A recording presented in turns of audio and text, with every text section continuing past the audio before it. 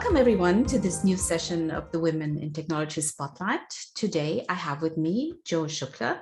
She is a customer success leader. She is the author of Customer Success Mindset, a book she recently released. And she is also a speaker at Women in Tech Conference. She recently spoke at the Women in Tech Global Conference. I'm so happy to have you here, Jyo. Welcome. Thank you. I'm glad to be here. So let's dive right in because, of course, there's so many interesting things in your history. But let me ask you first, what did you speak about at the last conference, the Women in Tech Global Conference? So I spoke about how organizations can go from being customer focused to customer centric, and what the difference between the two is and why we need to be customer centric rather than being customer focused. I have an interesting story. I spoke at the conference for a whole 20 minutes on mute. Oh my God. And nobody said anything? Oh, they did. I did not have multiple screens because one of my screens was broken and I was only looking at my presentation. So fun muck up, and I had to re-record and post my talk again. Wow, these are the little technical things that go wrong at these conferences, right? I saw one session where they actually couldn't get the presentation working. They had to do the whole thing without their presentation. So this one was totally my fault. So, but that ties in well in what you do. You're a customer success leader. So tell us a little bit about yourself. Absolutely. So I work in tech. I've worked in tech for the last 10 years of my life, which has pretty much been my whole career. I studied tech in college. So yeah, needless to say, I'm obsessed with working in technology. It's a domain I have loved and I've lived the life for so many years, and I don't think I want to change that. Based in Sydney, Australia, and I live here with my beautiful small family, a son who is 3.5 years old, and the loveliest husband in the universe. Outside of work, I think I've written a book, but I wouldn't say that I love to write. It's something that has taken a mental toll on me. Nevertheless, I have a love-hate relationship with it. I love to read, and it's one of the reasons why I moved to Australia, to sit by the beach, drink margaritas, and read books, as many books as I can when I can find the time. That is it. Wow, that sounds amazing. I'm a bit jealous, sitting by the beach reading. That's like the perfect life, I think. But obviously you also do something to earn some money to have the time to sit at the beach and read and drink your cocktails. So customer success, you must be quite passionate about that since you also wrote a book about that. Tell us a little bit what a customer success manager does. Yeah, absolutely. I think before I tell you what a customer success manager does, I will say that it's one of my favorite bits of working in tech is that you don't just have to code, or you just don't have to be hands-on with technology. I think one of the things that I've loved about my job is that, and the tech world in general, is that you can do so many things, and how technical you are depends on how much interest you have in being technical. That's what brought me to customer success. I love to talk, you've probably figured out by now. And I love meeting new people. And my love for technology exists, but it's not in being very hands-on with tech. So that's why I chose to work in customer success. It's a domain where you make your customers and your company successful by understanding why people buy technology, what they want to do with technology, and how technology helps them meet their goals. So that's what customer success is all about. And that's why, like I said, I've lived and loved the life for so many years, and I don't think it's weird, but I'm obsessed with customer success. But I think being obsessed with what you do is one of the, how can I say, the pillars of being successful, right? I also had a talk at Women in Tech Conference, and one of the things I talked about is how to have a successful career in tech. And I think one of the things I mentioned was exactly that. To be good at something, you have to be passionate about it, and you're obviously passionate about customer success. And you said a couple of things I want you to circle back to, and I think it's so important to understand for women that when you work in the tech field, you don't necessarily have to be the one doing the coding. And I think a lot of women are also good at what you mentioned, like talking to people, forming relationships and these things. Did you always know that there were jobs like that in the tech space? Because you said you were you studied something with tech at college. Maybe you could tell us what that was. But did you have a vision what you wanted to do when you were done? Well, look, I'm not going to lie. The answer is no. I don't think I had it all figured out on day one. I honestly, growing up, I didn't know that I loved technology, to be honest. I come from a family of lawyers. My father, my uncle, everyone in my family, even my brothers and sisters have grown up to be lawyers. I am the only dark horse in the family who's grown up to be an engineer and working in tech, and I still have a hard time explaining what I do for a job to my parents. But my father was the one who nudged me to try something different. That's how I got my education in tech. But once I got a job, for me, I was always, even when I was getting my degree, I was someone who just did not like to code. I did not have the mind for it. So I fared well in subjects that were comms related or required me to understand the functional aspects of tech. But I was never good at coding. It was something that never came to me, no matter how hard I tried. I'm going to admit it, I suck at writing code. As I got a job, I was really scared because I didn't know how I'm going to do and what work they're going to give me. And I almost felt like I'm going to fail.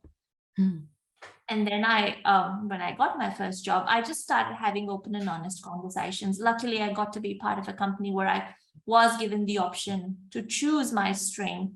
And I chose a techno-functional delivery and implementation oriented role that required me to be a bit hands-on, but then also required me to learn and grow the business aspects of it. And I think I deliberately decided to grow my career in a certain way.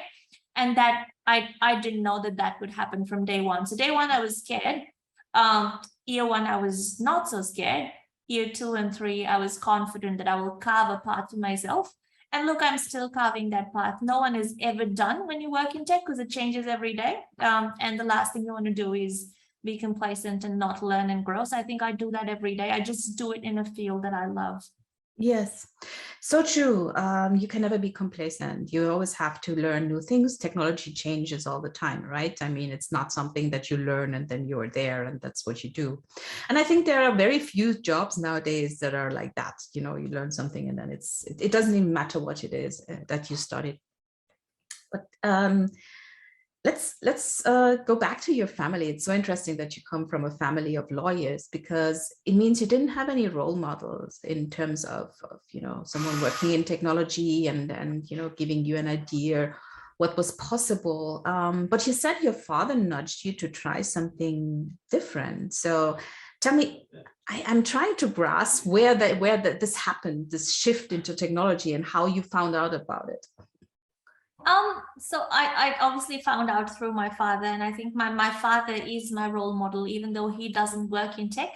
I have seen him work really, really hard and bring my family to where we are today. And I have seen, I think I have learned, I may not have learned tech from him, but I have learned the art of persistence and going for what you want from my father. He's always encouraged me. And he found out from a friend whose daughter was pursuing tech. And he goes, oh, my daughter's really smart. She needs to do that. And yeah, I think everything I am is because he's had faith in me and he's encouraged me. So even though I didn't have role models in the start of my career, I had no one to look up to. I think I get the go-getter factor from my father. Yeah. Okay, good point. I think we don't necessarily have to have role models in terms of, you know, the field, but having good role models in terms of how you can achieve things, what it takes to achieve things is also really, really helpful. So tell me a little bit when you went to college, what was that like? I mean, you're a woman. I don't know what it's like in Australia, but in Europe, there's much more men than women in the field. So what was it like for you? So fun fact, I went to university back in India. Oh, you did. Okay. I did my degree there. And I think that in college, I wouldn't say it was a 50-50 split of students, but there was a fair bit of girls studying tech. Okay. That landscape has changed. India has picked up, and more and more women are studying tech back home. But I think, so I don't think that I saw that what we'd call discrimination, or we'd call underrepresentation of women in tech when I was in college. But I mean, I probably didn't even think about it, but I think that changed completely when I got a job, because I always at the table. And I think as a young woman who grew very quickly into management roles, I found that my voice was not heard enough because I was in a room full of men. And they'd go, oh, she's too young, she's too inexperienced. And, you know, my opinion would not be dismissed directly, but it would just be unheard. And for a period of time, I learned to not voice my opinion. And then I was told how wrong that is, and I should not be doing that. And that was another woman telling me that. And then, so all of this happened. I got leadership roles really early, and then my life brought me to Australia. Australia is a beautiful country, but it's very harsh to people who don't have local experience. And that is the same case for men and women. So I came from a director level role back home, but I had to start again as an individual contributor. It's harder as an immigrant, even if you speak the language and you've got global exposure, global experience, it's very hard to grow.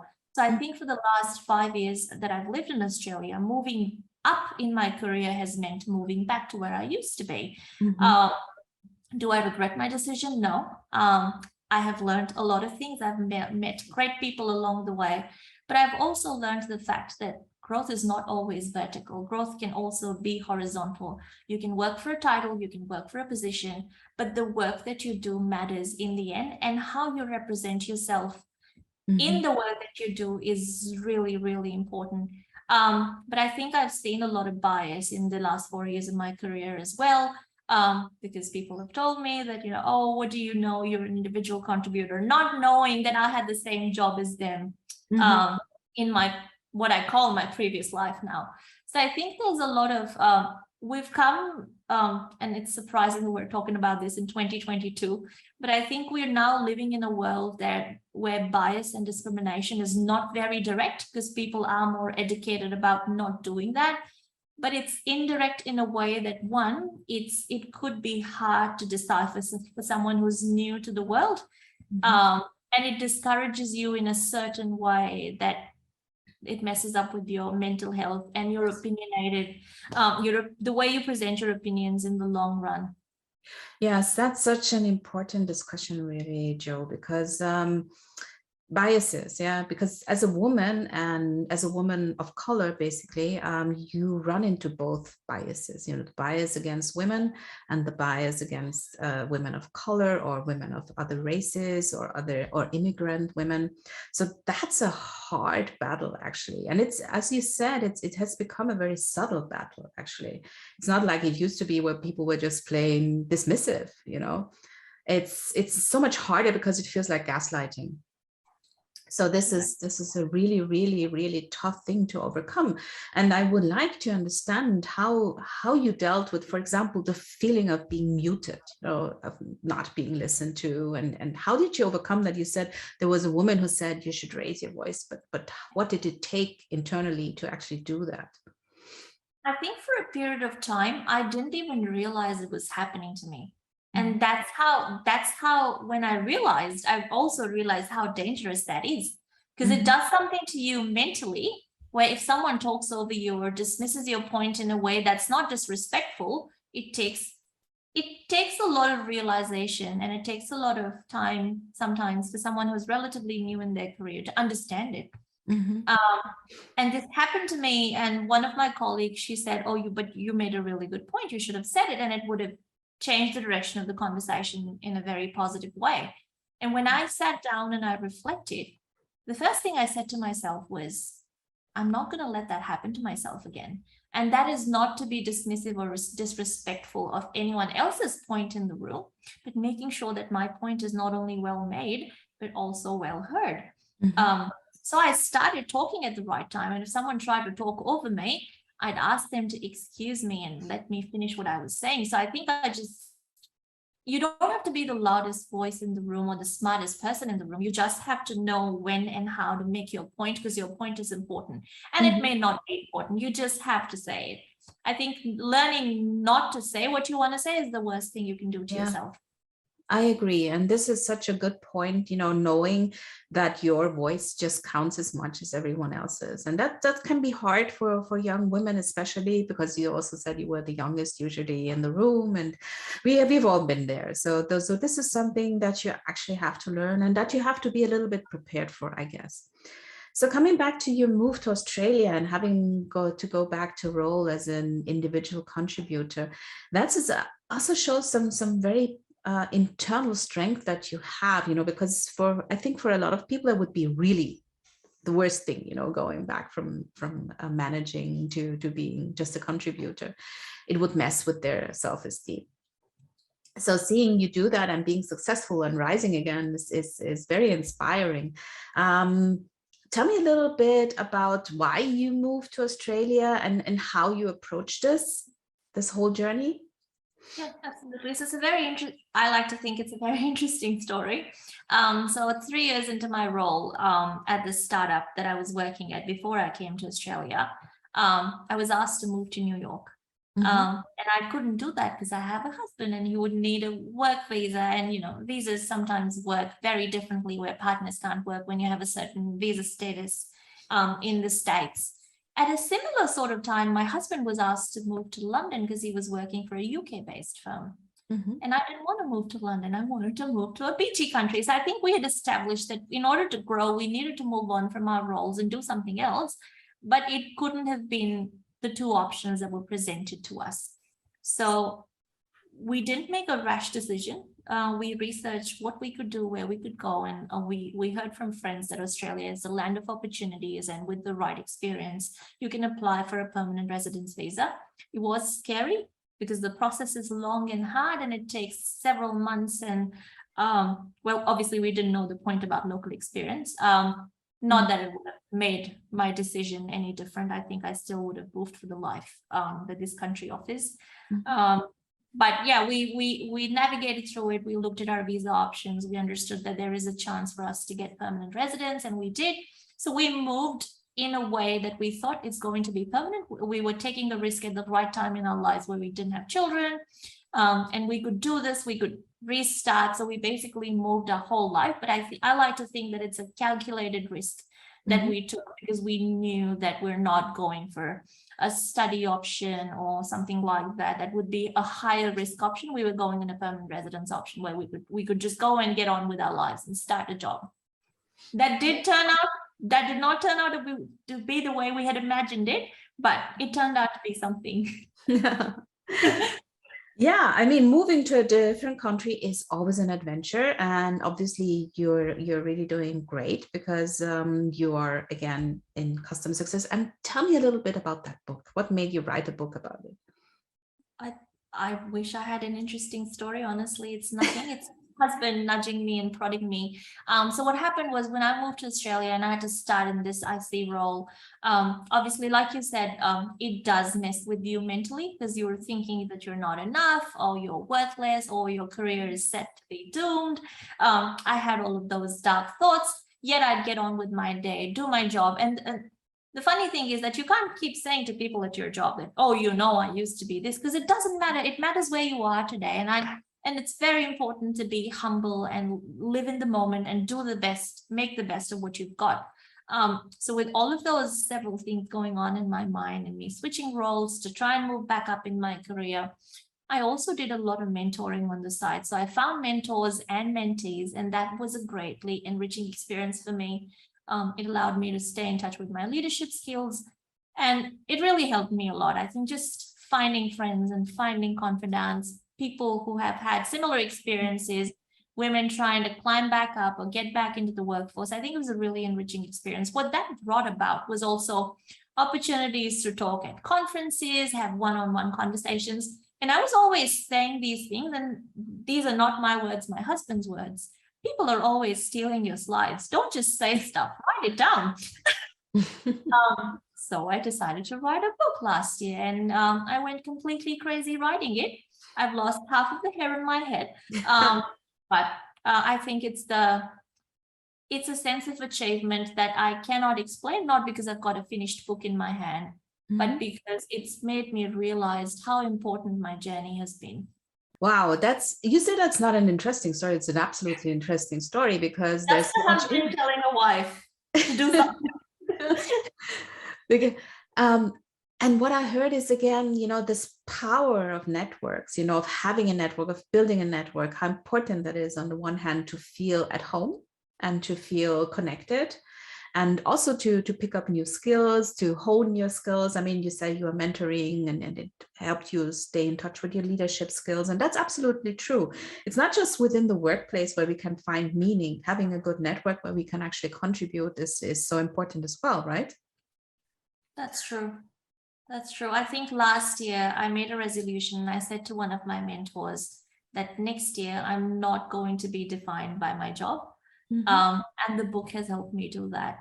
That's amazing. So absolutely an interesting story. Never say that it's not an interesting story. And kudos to your husband for actually supporting you and encouraging you to go and write that book.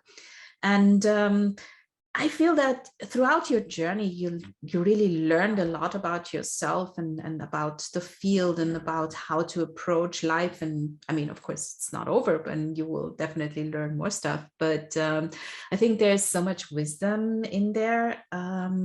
When you think about the things you learned, what is it you would tell young women who are, at a similar point in life, but starting out? What would you tell them? What should they do to succeed? What did you learn how to succeed? I think that my biggest learning has been one, that the only way to go is to go forward. I've had a lot of ups and downs in my journey. And I think that looking back and reflecting is very important, but looking back and regretting is the worst thing that you can do. So the only way to go is to go forward. And anyone who's starting out, know that you're not going to figure out where you're going to be on day one.